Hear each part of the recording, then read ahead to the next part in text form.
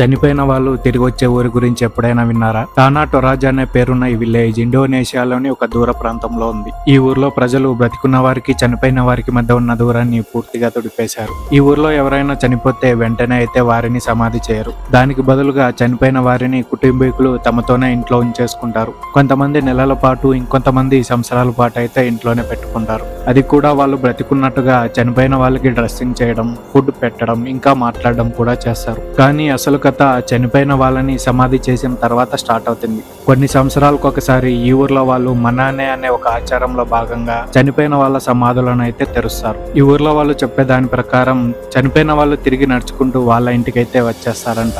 దీన్ని చూడడానికి బయట వాళ్ళకి ఎవరికి అలో ఉండదు. ఇంకా ఈ ఆచారాన్ని ఫొటోస్ అండ్ వీడియోస్ తీయడం పూర్తిగా నిషేధం. ఏది ఏమైనా మీరు గనక ఈ ఊరికి వెళితే చీకట్లో ఏదైనా చప్పుడు అనిపిస్తే మీరు మాత్రం ఆగకండి. ఈ వీడియో నచ్చితే లైక్ చేసి ఇలాంటి ఇంట్రెస్టింగ్ వీడియోస్ కోసం మన ఛానల్ అయితే తప్పకుండా సబ్స్క్రైబ్ చేసుకోండి.